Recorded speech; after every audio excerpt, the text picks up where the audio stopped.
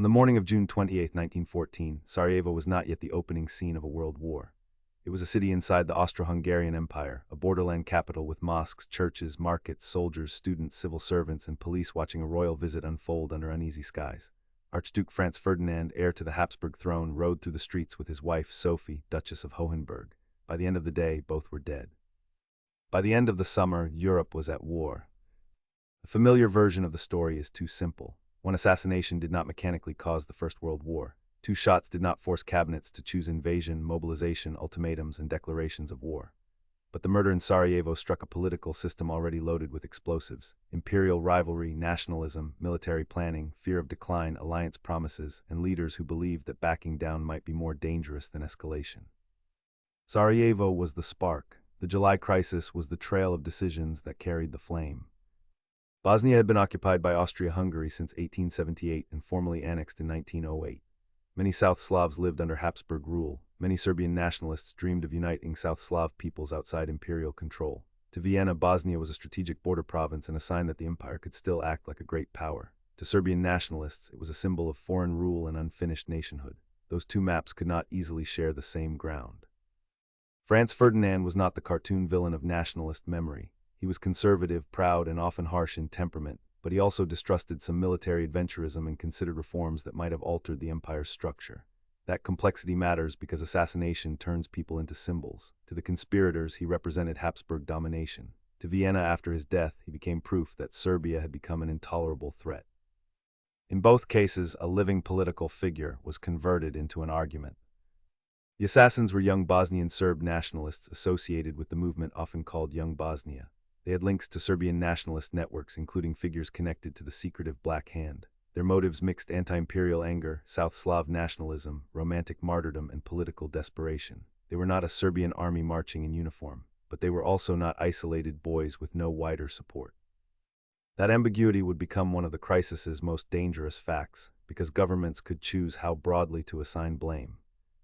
The visit itself was badly secured. Earlier that day, a conspirator threw a bomb at the Archduke's motorcade. It bounced off the car and exploded beneath a following vehicle, injuring officers and bystanders. Franz Ferdinand continued with the official program, then decided to visit the wounded at the hospital. Confusion over the route put his car on the wrong street near the Latin Bridge. Gavrilo Princip, one of the conspirators, was there. At close range, he fired into the car. Franz Ferdinand and Sophie were mortally wounded. Human scene was small and terrible. A stalled automobile, a pistol, a dying couple, guards and officials suddenly trying to understand what had happened. The political consequences were enormous because the assassination landed inside an empire that felt besieged by nationalism and weakness. Austria-Hungary's leaders did not merely want arrests. Many wanted to crush Serbia's ability to challenge Habsburg authority in the Balkans. The murder became the chance to solve a strategic problem by force.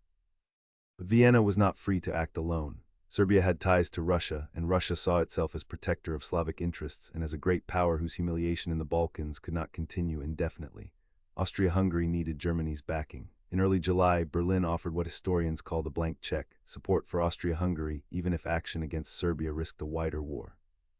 German leaders did not necessarily want a world war in the abstract, but they feared encirclement, trusted rapid military planning, and believed that a firm stance might localize the conflict or improve Germany's position if war came. On July 23, Austria-Hungary sent Serbia an ultimatum designed to be almost impossible to accept in full. It demanded suppression of anti-Habsburg propaganda, punishment of conspirators, and Austro-Hungarian participation in Serbian investigations and proceedings. Serbia accepted many terms but rejected or qualified those that compromised its sovereignty. To later readers, the reply can look like a basis for negotiation. To Vienna, already committed to punishment, it was insufficient. The crisis then moved from diplomacy into clocks. Austria-Hungary declared war on Serbia on July 28. Russia began steps toward mobilization to protect Serbia and preserve its status. Germany warned Russia and France, then declared war as mobilization logic tightened. German strategy assumed that a war with Russia would also require rapid action against France, and that meant moving through Belgium. Britain, tied to Belgian neutrality and wary of German dominance on the continent, entered after Germany invaded Belgium. The war was not inevitable on June 28. By early August, leaders had made it real.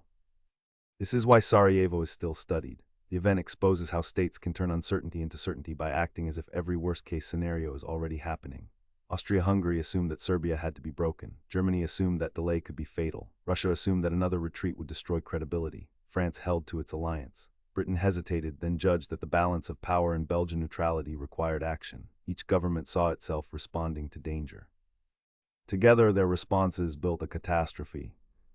The alliances mattered, but they were not automatic machines.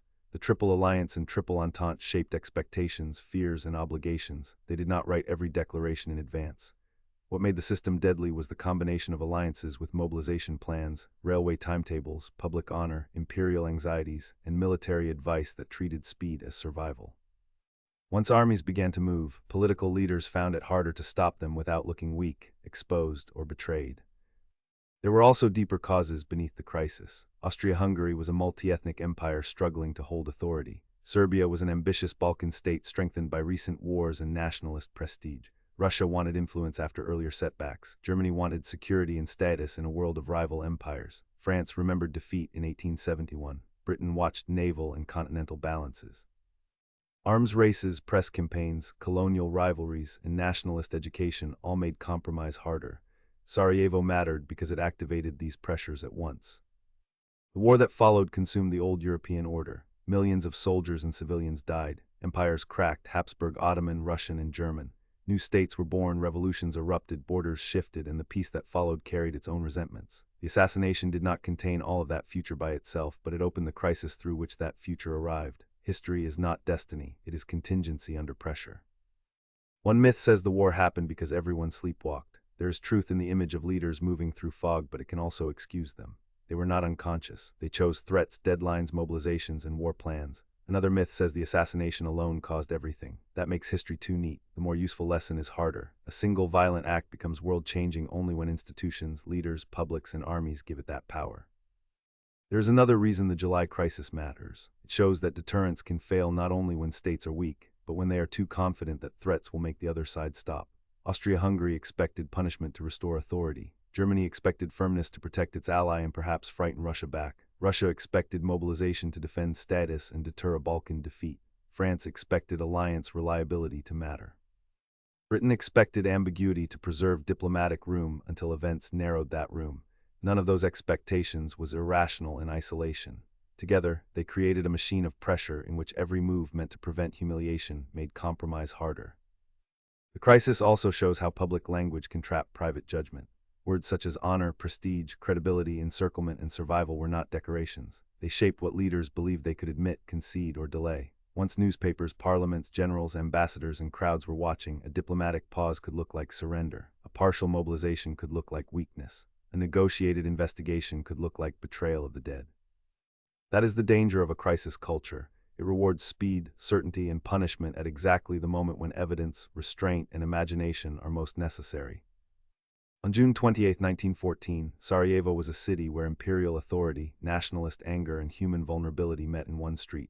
The shots that killed Franz Ferdinand and Sophie did not by themselves write the history of the 20th century, but they forced Europe's leaders to reveal what their system had become. In the weeks that followed, fear outran restraint, honor outran judgment, and alliance promises outran diplomacy. The past made clear is not that one bullet caused a world war. It is that a fragile world can make one bullet enough.